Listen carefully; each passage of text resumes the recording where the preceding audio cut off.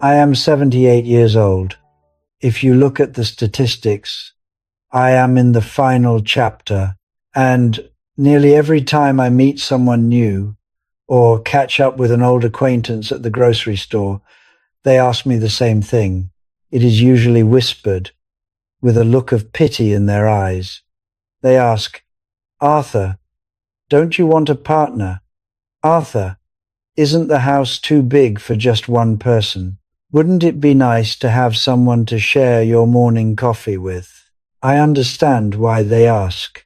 We are programmed to believe that being alone means being broken.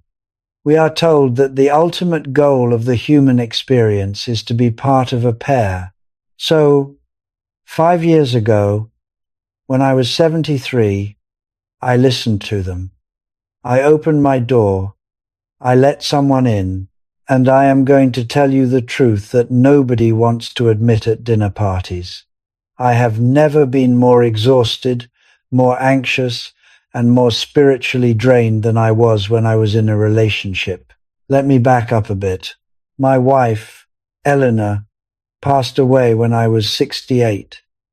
It was cancer. It was a long 2 years of hospitals and hospice, and holding her hand while she slowly faded. When she finally let go, the silence in the house was deafening. It was not just quiet, it was heavy. For the first year, I was a ghost in my own home. I sat in her chair. I watched the television without turning it on. I felt like half of a person. But then, time did what time does. It healed the sharp edges. I started to find a routine. I am a retired engineer, so I like systems. I set up a wood shop in the garage. I started waking up at 5:30 in the morning. I would make a pot of black coffee, sit on the back porch, and watch the sun come up over the oak trees. No talking, no news, just the birds and the steam rising from my cup. It became my sanctuary. I started building furniture. I fixed the squeaky step on the stairs. I read books on history that I had meant to read for 40 years. By the time I turned 72, I realized something surprising. I was content. I was not jumping for joy, but I was steady. I had peace. But the world does not like to see an old man alone. My daughter, Sarah, is a wonderful woman, but she is a fixer. She would come over for Sunday dinner and look at me with those worried eyes. She would say, "Dad, you are isolating yourself. Dad, humans are social creatures. You are going to wither away in this garage." Then came the neighbor, Mrs. Higgins. She cornered me while I was getting the mail. She told me about her friend, Sylvia. Sylvia was 70, a retired nurse, lively, drove a red car. "You have to meet her, Arthur," she said. "You too would be perfect." And you know, when enough people tell you that you are incomplete, you start to believe them. You start to look at your quiet life and think, maybe I am doing this wrong. Maybe this peace is actually just stagnation. So I agreed. I met Sylvia for coffee, and I will be honest with you, it was nice. Sylvia was full of energy. She had a laugh that could fill a room. She asked me about my woodworking. She complimented my shirt. For the first time in years, I felt seen, not as a grandfather, not as a widower, but as a man. We went on a second date, then a third. By the 4th month, we were, as the young people say, an item. Everyone was thrilled. My daughter was relieved. My neighbors gave me the thumbs up. Arthur has got a girlfriend. Good for him. And in the beginning, it was good. We went to the theater. We tried new Italian restaurants. I put on my nice slacks and shaved every day. It felt like I was living a second youth. But then, The reality of merging two lives at 73 years old began to set in, and it was not the big things, it was the thousand little things. It started with the phone. Before Sylvia, my phone was a tool. It sat on the kitchen counter. I used it to call the plumber or check the weather. With Sylvia, the phone became a leash. She loved to text. Good morning. What are you doing? Thinking of you. Look at this picture of my cat. If I did not reply within 20 minutes, she would call, Is everything okay? You didn't answer. I found myself carrying the phone in my pocket, even when I was in the workshop. I would be in the middle of sanding a beautiful piece of cherry wood, in the flow, completely at peace, and then buzz, buzz, buzz. The interruption would snap me out of my focus. My shoulders would tighten. I started to feel a low-level anxiety, a constant vigilance. I was no longer the master of my own time. Then, there was the energy deficit. This is something people in their 40s or 50s might not fully grasp yet. When you are 73, your energy is a finite resource. It is like a battery that does not hold a charge as well as it used to. I cherished my afternoons.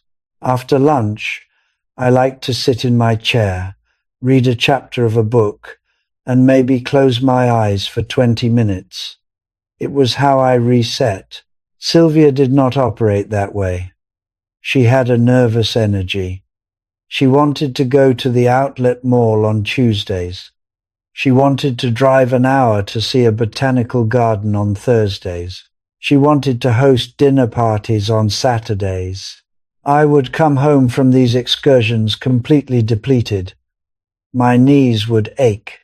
My brain would feel like fog. I would tell her, Sylvia, I need to rest today. And she would look at me with this hurt expression. She would say, Arthur, we are burning daylight. We don't have that much time left. We should be living. She made me feel guilty for being old. She made me feel guilty for wanting stillness. I found myself saying yes to things I hated, just to avoid the conversation about how I was being boring. I was performing happiness while my internal battery was flashing red. Let's talk about the finances. This is the taboo subject. I worked hard for 40 years as an engineer. I saved. I have a pension and my social security, but I live on a budget. I know exactly how much I can spend to ensure I never become a burden to my children. My life before Sylvia was inexpensive. I cooked at home. I drank water. I bought tools occasionally. Dating at 73 is expensive. Sylvia liked to eat out 3 times a week.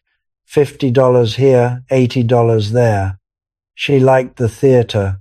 She liked weekend trips to bed and breakfasts.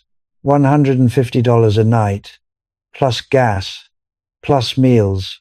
After 6 months, I looked at my bank account, and I felt a cold spike of fear. I was dipping into my savings. I was spending money that was meant for my potential long-term care or for my grandchildren. I tried to bring it up. I said, Sylvia, we need to scale back. Can we just cook dinner here? She said, Oh, Arthur, you can't take it with you. Stop being a miser. But it wasn't about being a miser. It was about security.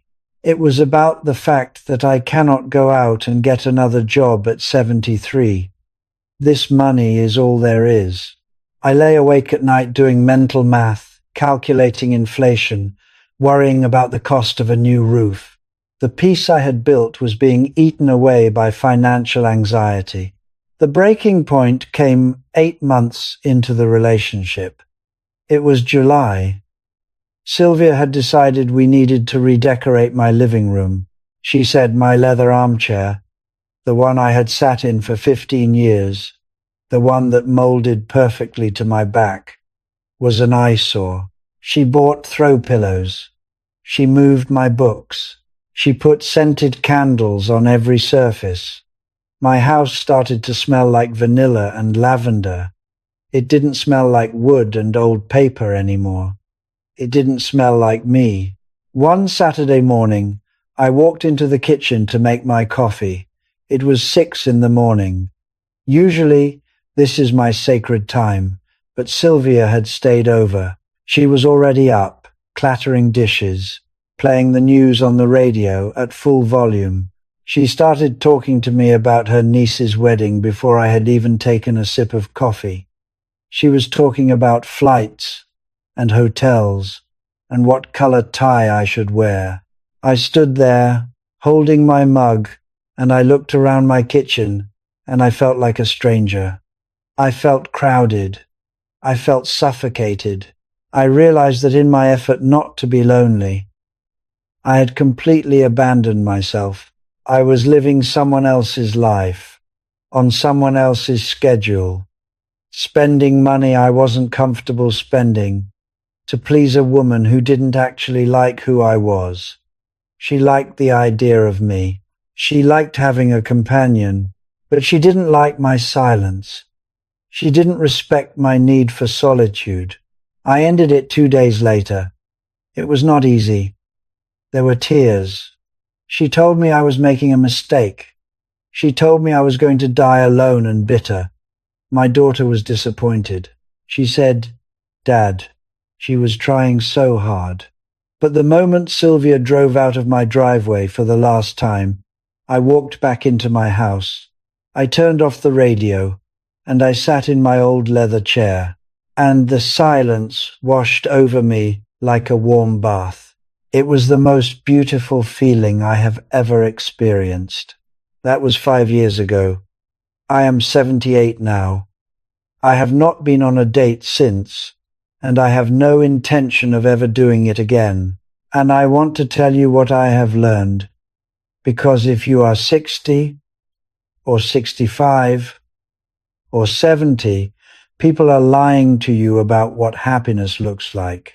First, you have to understand the difference between loneliness and solitude. Loneliness is a feeling of lack. It is a pain.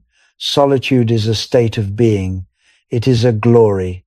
When I was with Sylvia, I was never alone, but I was incredibly lonely because I could not hear my own thoughts. Now, I am alone almost all day, but I am not lonely. I am full. I am full of my projects, my books, my thoughts, and the simple rhythm of a day that belongs entirely to me. Second, at this age, peace is the most valuable currency you have. It is worth more than money. It is worth more than excitement. It is worth more than validation. When you invite someone into your life, you are inviting in their chaos, their family drama, their health issues, their financial expectations, and their neuroses. When you are 30, you have the energy to process that chaos. When you are 78, you do not. You have earned the right to a calm harbor. I have a friend, George. He is 80. He got remarried last year to a woman 10 years younger. I see him at the hardware store. He looks tired. He tells me about the cruises he has to go on. He tells me about the arguments over the thermostat. He tells me he misses his old dog that his new wife made him give away because she was allergic. He has a ring on his finger, but he has lost the sparkle in his eye. He traded his freedom for the appearance of not being alone. There is a dignity in handling your own life. I wake up when I want. I eat what I want. If I want to spend 3 days working on a birdhouse without speaking to a soul, I do it. I am not accountable to anyone's emotional state but my own. And yes, sometimes, on Christmas Eve, or when I see a couple holding hands in the park, I feel a momentary pang, a little twinge, but I let it pass. Because I know the cost of that hand-holding. I know the price of admission, and I am no longer willing to pay it. So, to those of you listening who are feeling the pressure, Maybe you are divorced, or widowed, or have always been single, and you have friends telling you to get on the apps, to get out there. I am giving you permission to stop. I am giving you permission to say, no, thank you. You are not a failure, because you are alone. You are not incomplete. If you find someone who fits into your peace without disrupting it, that is a miracle. Grab it. But do not tear your life apart trying to fit a square peg into a round hole just because you are afraid of the quiet. The quiet is not your enemy. The quiet is where you finally meet yourself. And at 78, I have found that I am actually pretty good company. Don't let the fear of dying alone force you to live in a way that makes you wish you were dead. Reclaim your space. Reclaim your time. Reclaim your money. And most importantly, reclaim your peace. It is the only thing we get to keep until the very end. If this story struck a chord with you, if you understand the value of a quiet morning and a life lived on your own terms, please do me a favor. Click that subscribe button for this channel, like this video so others can find it. And I want to hear from you in the comments. Are you embracing the solitude, or are you still searching? Let's talk about it.